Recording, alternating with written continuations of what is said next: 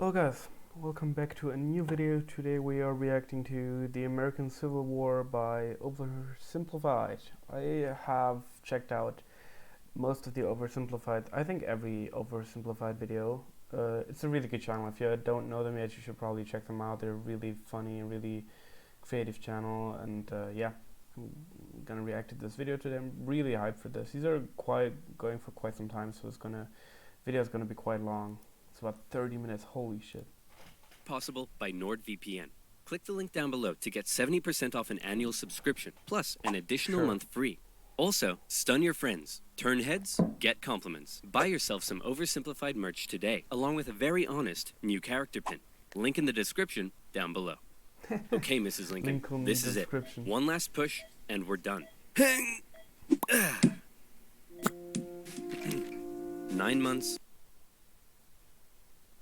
Du willst die besten Angebote bei Krediten, Handyverträgen, DSL, Strom und Gas? Dann prüfe jetzt deine Bonität. And 4 days ago, my father brought forth upon my mother himself and gave to her a child, conceived in a shack in Kentucky and dedicated to the proposition that I will drink num-nums from a bottle and do little poo-poos in my pantses for the next 2 to 3 years. Now what is it babies do again? Oh yeah.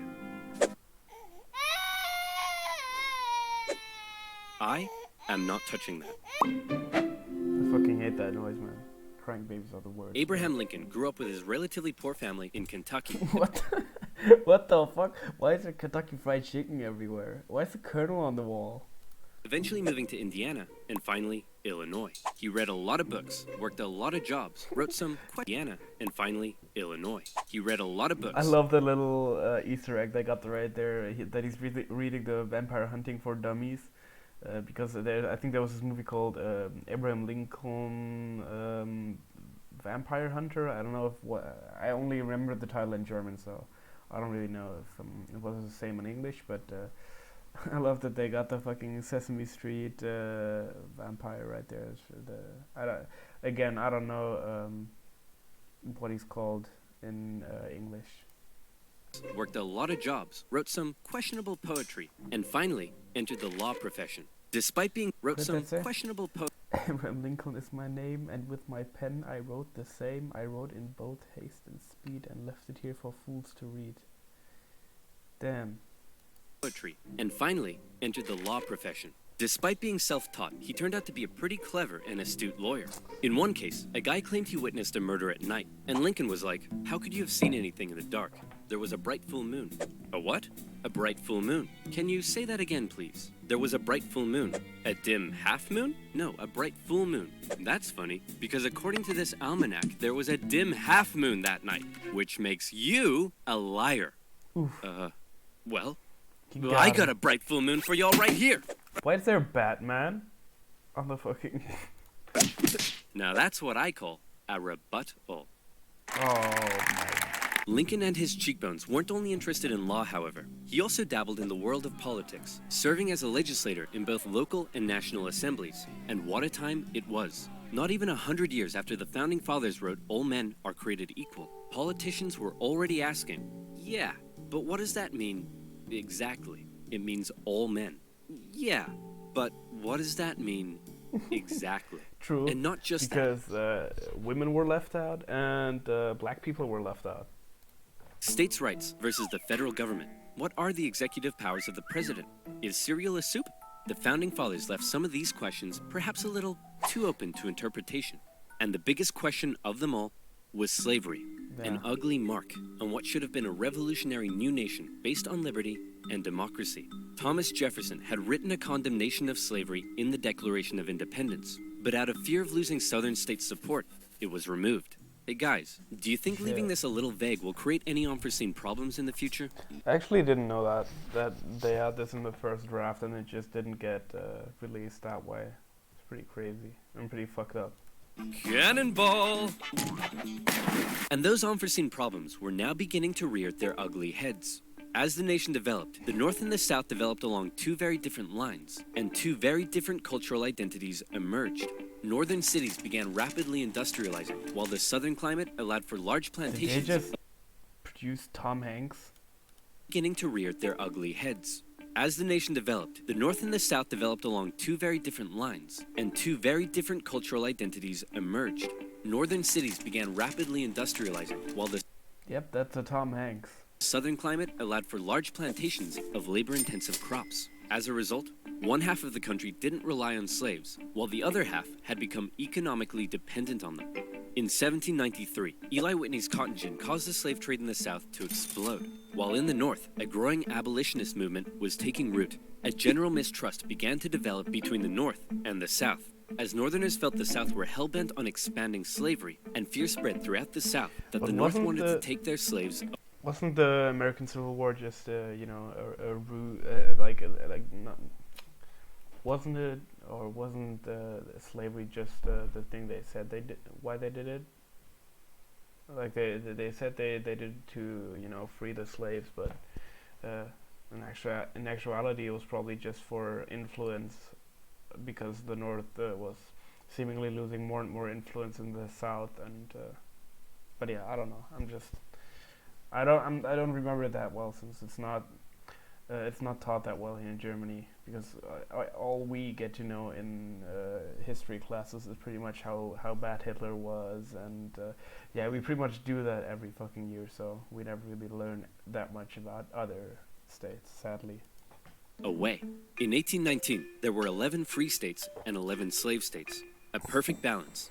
A happy medium. A harmonious relationship. Hey guys, nice to meet you. I'm Missouri, and I would like to become the 23rd state. Hey buddy, welcome to the nation. We'll be happy to accept you as a free state. Oh no, you don't. You're trying to get one over on us. Missouri's gonna be a slave state. Okay, listen, why don't we just ask Missouri what it wants to be, and we slave state... Well, then, allow me to introduce to you the newest, freshest state on the scene. Maine. Hey, you can't do that, and you can't have any more slave states above this line. What? The issue of slavery is solved, and it will never come up again. A few years later, it came up again. You see, as America expanded westward, each new state or territory that was added threatened to upend the delicate balance between the slave and free states. If one faction managed to outnumber the other, it could gain an easy majority and force its own ideals on the opposing side, leaving a huge portion of the population feeling spiteful and oppressed.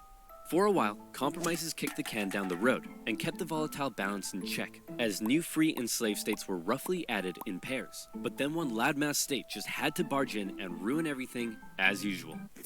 The addition of Texas saw the United States enter into a war with Mexico, which they won, gaining a huge amount of land out west and creating even more problems. Hey guys, nice to meet you. I'm California, and I would like to become the 31st state. Hey buddy, welcome to the nation. We'll be happy to accept you as a southern slave state. Oh no, you don't. You're trying to get one over on us. California's gonna be a free state. Okay, listen, why don't we just ask California what it wants to be, and we can free state.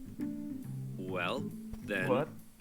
Allow me to introduce to you the territories of New Mexico and Utah, able to freely vote for slavery themselves. Hey, you can't do that! And we can enter Northern Territory anytime we want to recapture escaped slaves. What? The issue of slavery is solved, and it will never come up again. A few years later, it came up again. In 1854, a Democratic senator from Illinois wanted to build a really cool choo-choo train here and proposed that the territories of Kansas and Nebraska be created open to slavery, even though they were clearly above the Missouri Compromise line. Obviously, the northern states were like, hell no. But the Southern Democrats who controlled Congress at the time were like, well, if you love liberty and democracy so much, then you should let them vote on whether slavery should be legal or not. And so it was. Huge numbers of pro- and anti-slavery settlers rushed to Kansas to sway the vote in their favor. And while they were all there, they began to beat the crap out of each other. One of those settlers was a man named John Brown, a former businessman who failed at just about everything he tried. Holy, he looks fucking malicious. Like that dude looks like an evil guy out of some sort of movie. And went arguably insane. He was a radical abolitionist and dedicated much of his life to the Underground Railroad and freeing slaves. One night, in revenge for an earlier raid by pro-slavery forces, he and his sons killed a number of pro-slavery settlers in the territory, helping to kickstart years of violence known as Bleeding Kansas. Kansas and Nebraska both eventually voted in favor of outlawing slavery. But from here, the tension began to grow at a rapid... Jeder Mensch hat eine Zahl. Okay, we're just gonna let this play and mute it. But yeah, it's really interesting so far. I really like... how because we don't get to know very much about the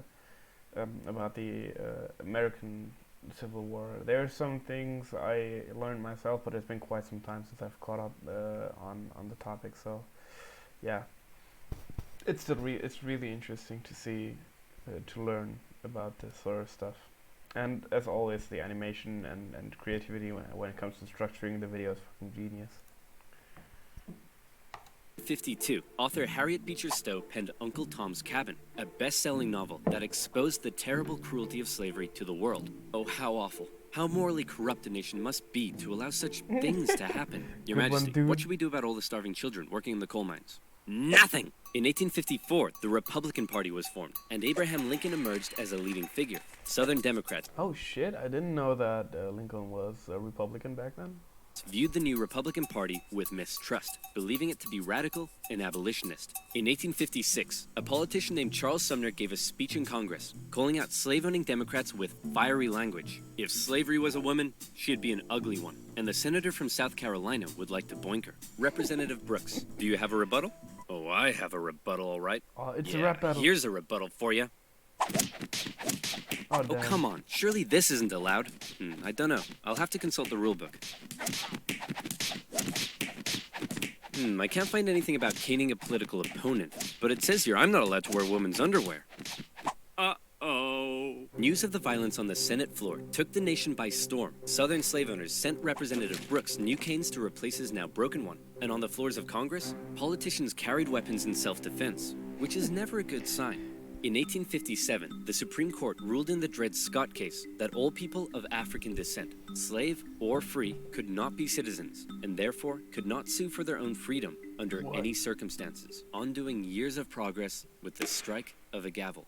Now, within all this bitter debate over slavery, there were many nuances. North versus South, Republican versus Democrat, states versus the federal government. But let's strip all of that away.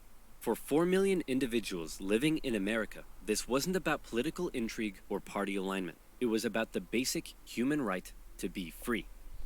Men, women, and children were stolen from their homelands and brought to the American continent, where for generations they were considered to be property, forced to live in poverty, and work from sunrise to sunset.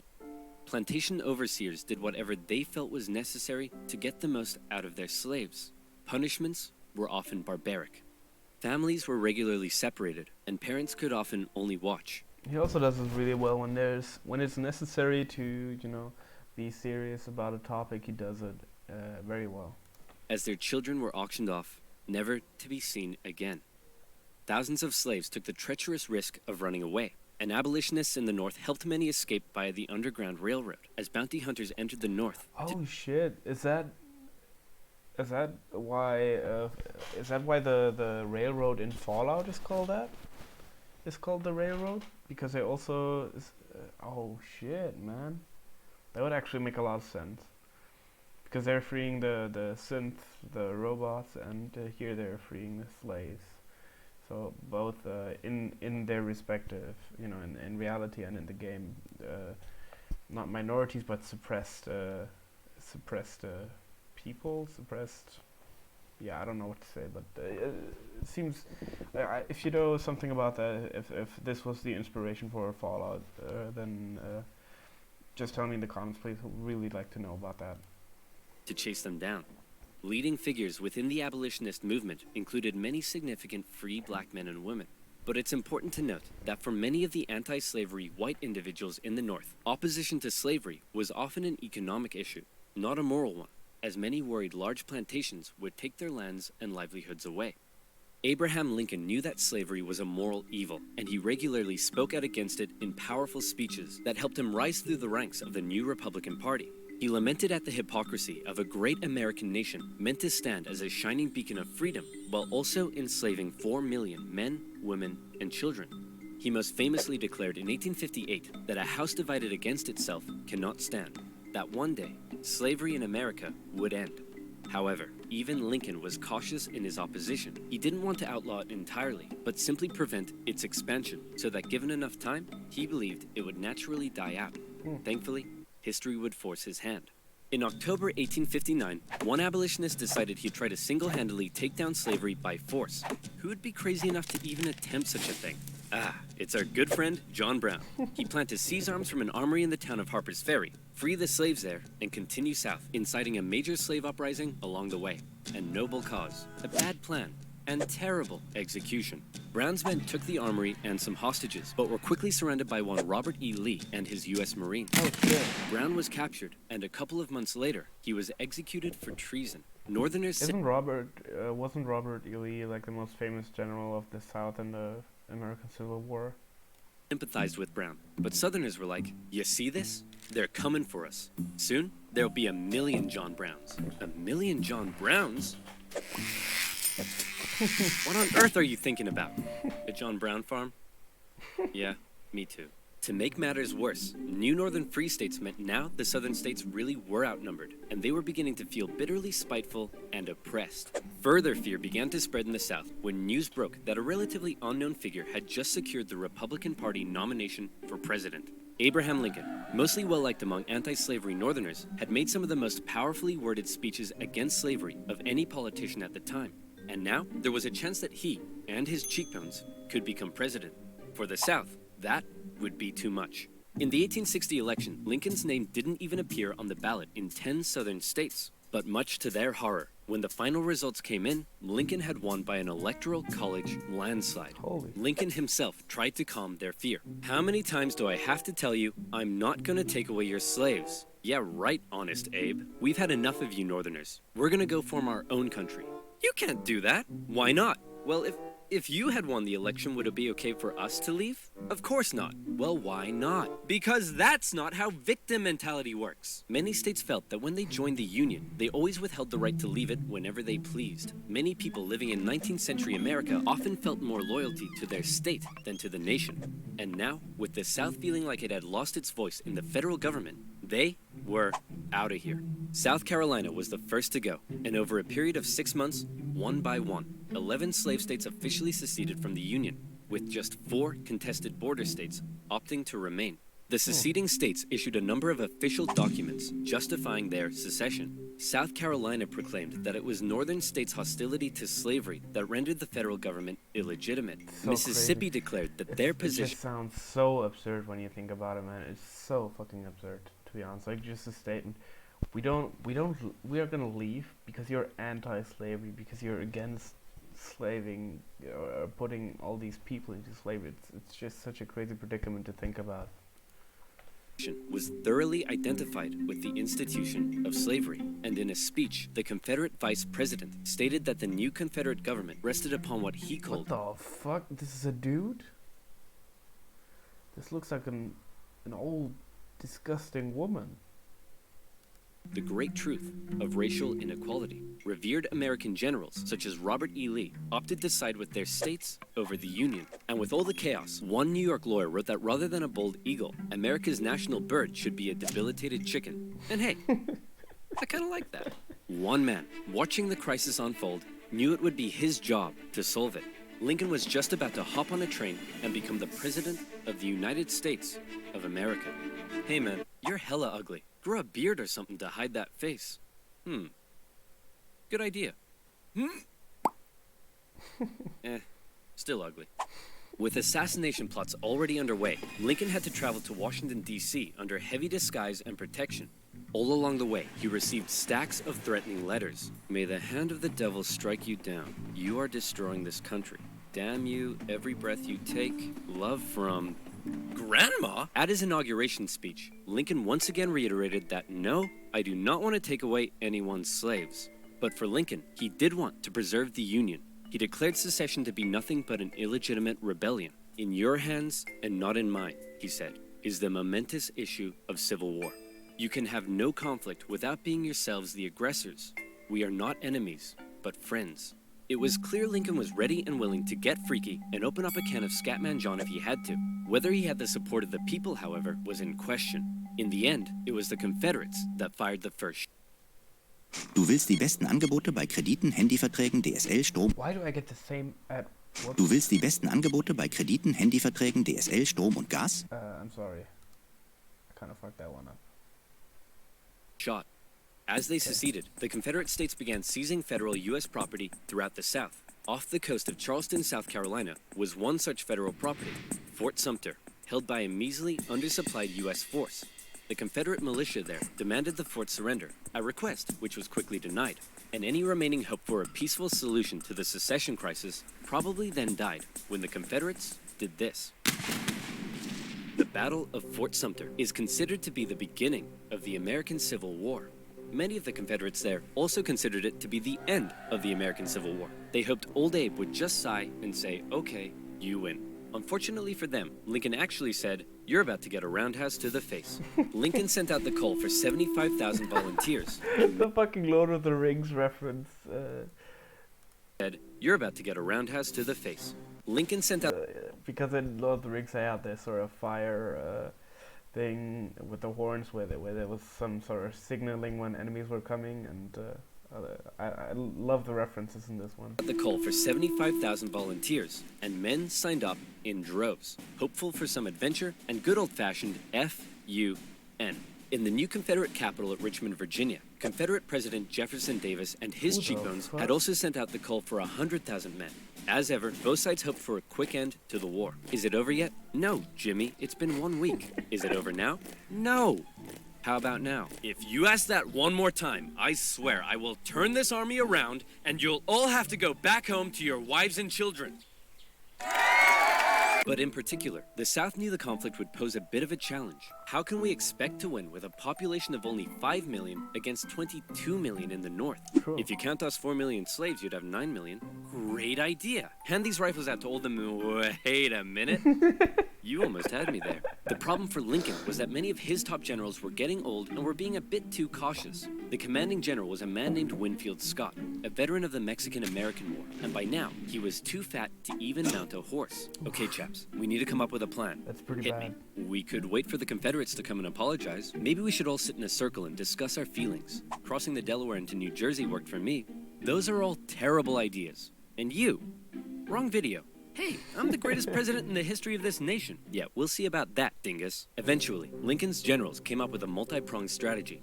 First, a blockade would cut off and starve the South of supplies by sea.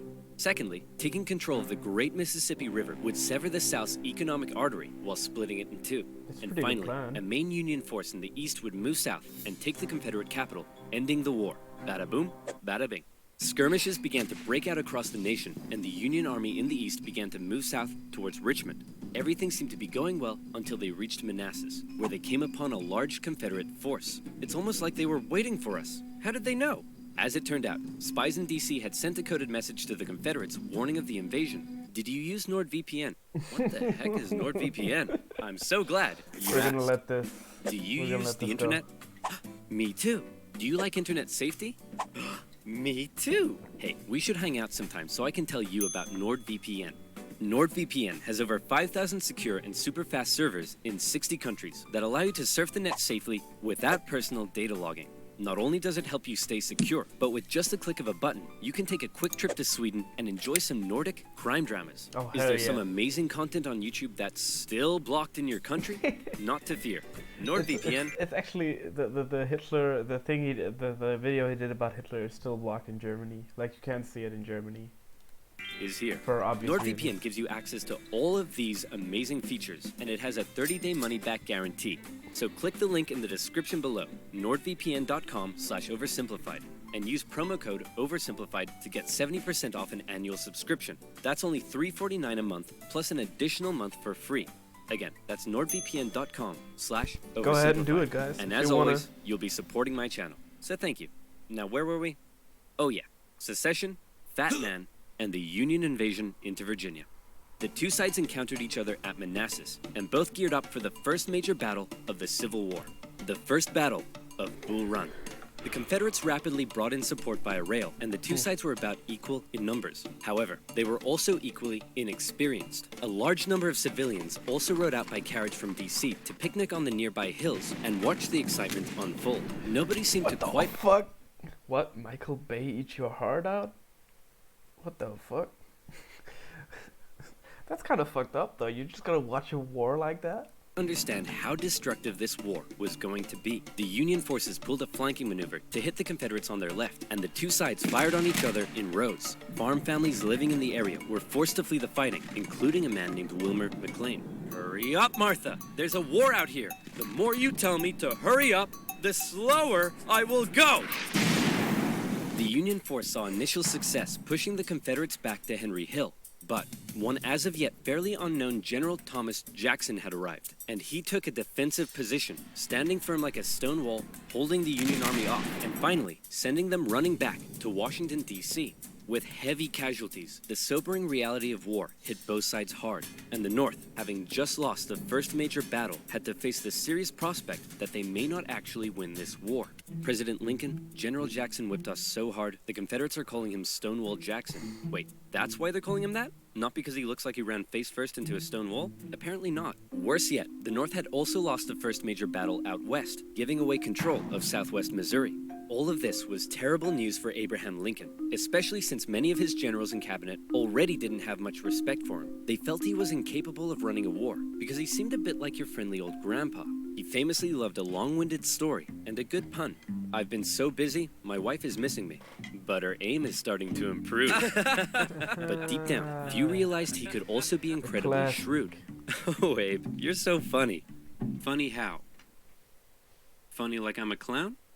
Abe, I was just... No, funny how? Like I'm here to amuse you? During the war, Lincoln committed acts that were viewed by some as impeachable. His administration suppressed the free media from printing articles sympathetic towards the South. Some Southern sympathizers were even arrested without a trial. Lincoln's criticizers began accusing him of being a tyrant. But to quote the man himself, hey, it's war, baby. What are you gonna do? By the end of 1861, with things already looking bad for the North, abolitionists such as Frederick Douglass couldn't believe that the Union Army weren't enlisting black men. He continued to put pressure on Lincoln to make the war about emancipation. Mr. President, it's time to make the war about emancipation. I don't want to ruffle any feathers. The feathers are already ruffled. But Lincoln, hanging on to hope for a quick end to the conflict, continued to fight only for the preservation of the Union. It was decided, however, that escaped slaves from the Confederacy could be held as enemy contraband, and many of these men were put to work bolstering the Union's infrastructure and supply lines.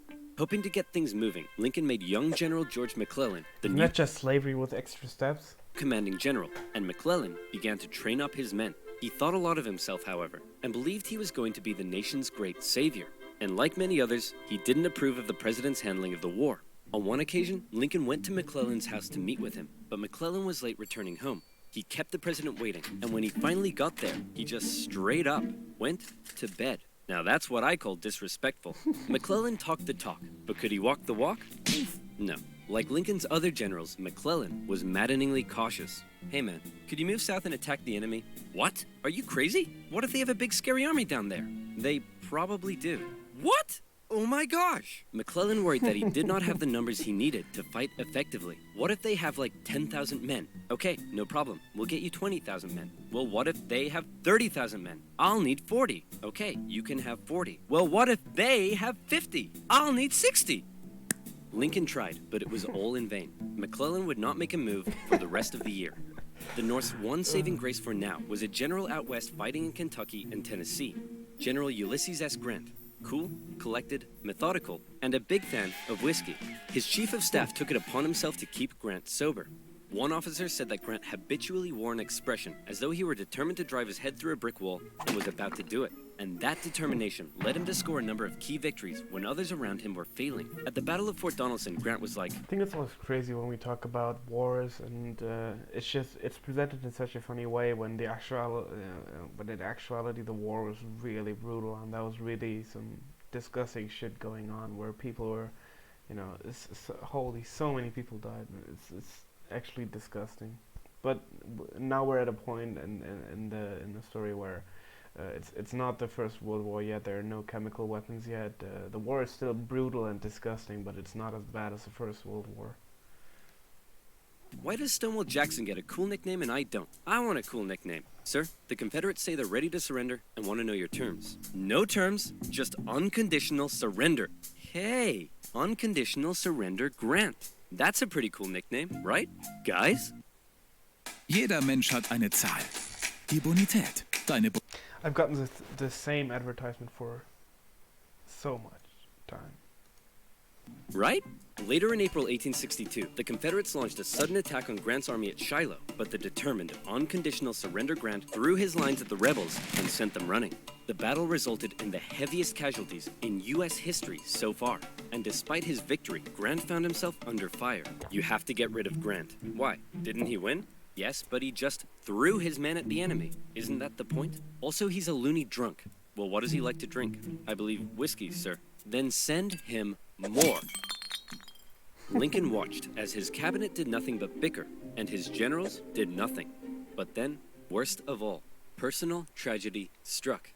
Lincoln's young son, Willie, very much loved by the president, died of typhoid fever at the age of 11. Oof. Lincoln was a sensitive man and was heavily affected by the loss. His wife was inconsolable. But one of Lincoln's greatest traits, what made him such a great leader, was in the darkest of times, with composure and determination, he kept moving forward. He knew it was his responsibility to hold himself and his family together, and by doing so, he hoped to hold the nation together. And he had had it with McClellan's inaction. Lincoln decided he was gonna take control. In March 1862, Lincoln firmly ordered McClellan to once again move south towards Richmond. McClellan insisted instead they move by sea to the Virginia Peninsula and attack Richmond from the southeast. Yes, said Lincoln. Okay, anything. Lincoln held on to some of McClellan's men to defend D.C. from a nearby Stonewall Jackson wreaking havoc in the Shenandoah Valley, and he sent McClellan south. McClellan landed on the peninsula, and he began to move inland. He came up against a small Confederate army that had dug in at Yorktown. McClellan vastly outnumbered the force, but it's said that Confederate General Magruder deceived McClellan by cleverly maneuvering his smaller force and making McClellan believe he faced a huge army. No, you have way more men than them. Move forward. No. McClellan settled in for a month-long siege, giving time for Johnston to move south from Manassas and Magruder time to retreat. When he finally entered the city and found it deserted, he declared it a victory, calling his success brilliant. Then, after meeting some resistance at... Isn't there a sort of a war strategy to burn down, crops and basically to burn down everything so when they get to the city they don't have any supplies anymore? Williamsburg, McClellan moved to within just 20 miles of Richmond, his armies able to hear the church bells ringing in the enemy capital. You still outnumber them. Go give him hell. No. McClellan once again held back, moving slowly and defensively, and with his army split in two, the Confederates saw an opportunity to strike back. McClellan's advance was halted, and now the Confederates pulled an ace out of their sleeve. General Lee, you're up. Do you think we should evacuate Richmond? No, Mr. President, no need. General Robert E. Lee, one of the most brilliant military commanders of the time, was now in charge. One of his biggest strengths was his ability to read the mind of his enemy, and he knew McClellan was cautious and weak. After moving Stonewall Jackson south to join him, and even though he had a smaller army, Lee hit McClellan in a series of fast-paced, close combat battles that had McClellan spooked. McClellan retreated the Union Army back again and again and again, escaping the peninsula and returning to D.C. Lee had defeated McClellan, and the campaign had failed. Well, that was a major success. A success? Tell me exactly what was successful about that. Well, we successfully retreated. You lost. I didn't lose. I merely failed to win. Things just kept looking worse for the North. At least their Navy had seen some success, capturing a number of key port cities, notably when they steamrolled past Confederate forts to take New Orleans. And speaking of the Navy, both sides had begun using ironclads. So that's pretty cool. But in the East, they still weren't having any luck. After McClellan's disastrous campaign, Lincoln briefly sent out one General John Pope to attack Northern Virginia. Hey man, just checking in. How's it going? Well, the Confederates kicked my butt at Cedar Mountain. Then they raided my camp and ran off with my money and clothes. Also, I appear to have been wedgied. Lee defeated Pope at yet another battle at Bull Run, in which nearby farm families once again got caught up in the fighting. Hurry up, Martha! There's another war out here! I'm waiting for my hair to dry! Wilmer McLean, sick of war, moved his family south, where he knew the war would definitely, absolutely, never touch him again. Oof. But Lincoln had yet another problem to contend with. European powers, in particular the UK, were looking increasingly like they may intervene diplomatically on the side of the Confederates. They were missing their precious supply of southern cotton because of the Union blockade, and they wanted to see a swift conclusion to the war. The tension between America and Great Britain had been increasing, especially after Confederate diplomats were discovered on a British ship. Now, after McClellan's failure to take Richmond, the UK declared it impossible for the North to win. Lincoln needed something to prevent Europe. Wait, the UK declared it list of impossible things. Lick your elbow, eat your own face, upload a video. impossible for the North to win. Lincoln needed something to prevent Europe. Well, honestly, I don't mind that they're not uploading that much, because at least the uploads are good, you know. It's quality work that they're doing, and it's really well educational, you know, stuff that they're putting out. From getting involved, and after more petitioning from abolitionists, he decided maybe the time was finally right to make the war about ending the institution he hated, slavery. If the North had a noble cause to fight for, Europe would be less likely to intervene. But Lincoln and his cabinet knew before they could declare something as radical as emancipation, they needed a victory, especially now that the Confederates were about to go on the attack. Aware that he had a limited number of men and supplies, Lee now hoped that if he could just threaten Washington, D.C. militarily, he would gain Europe's recognition and crush Northern morale in time for the midterm elections, forcing the North to negotiate. With confidence at an all-time high, for the first time, Robert E. Lee invaded the North. But on September 13th, the North finally had some luck. Oh boy, it's my lucky day. A cigar in a field. Hey, what's this wrapped around it? Oh my gosh! That's right. The North had discovered General Lee's battle plans wrapped around some cigars. And in them, they saw that Lee had split up his forces. McClellan headed out from D.C., and the two sides met in the Battle of Antietam, a crucial battle that would decide the course of the war. It saw the most vicious fighting to date, and still remains the single bloodiest day in American history. Holy shit. For once, the North came out victorious, and Lee was forced to retreat. He's on the run. Chase him down and finish him off. No. No. You know what, old buddy, old pal? You're fired. You're fired. The North had won their crucial victory. Lincoln breathed a huge sigh of relief, and with that win, he was prepared to take a huge step. On September 22nd, the Emancipation Proclamation was issued. In January, all slaves held in the Confederate States would be, as far as the U.S. government was concerned, officially free. Throughout the North, free black men and women rejoiced, knowing that if the North were to win, their brothers and sisters would no longer be held in bondage. The proclamation also had the intended effect on Europe, who were not willing to oppose a pledge to end slavery. An outraged Confederacy knew that Lincoln had given the war a new meaning. It was no longer just about the preservation of the Union. Now, it was about creating a new Union, washed clean of its original sin. A Union without slavery. Oh well, so we are done with the first part. That was quite a long video, but I really enjoyed it. It's really good stuff, and yeah, I mean it's really crazy how many casualties they had during the war. It's insane how easily we think, you know, how easily we talk about this sort of stuff. We can't even begin to fathom how many people died in the war. It's really crazy to think about it, but. Yeah, I think the video is still really good, really educational, especially for me, somebody who doesn't know that much about the American Civil War. It was really interesting to kind of catch up on knowledge, and yeah. That's pretty much going to be it for the video. I'm going to watch part 2 probably later today, not directly now because I've got something to do, but we're still going to upload it today or tomorrow. Don't know yet, but yeah. I guess see you guys next time. Leave a like, check out the original video as well, and check out the channel if you haven't. It's a really great channel. I can only really say that it's such a great channel, really good content. You should definitely check it out. So yeah, see you guys next time, I guess.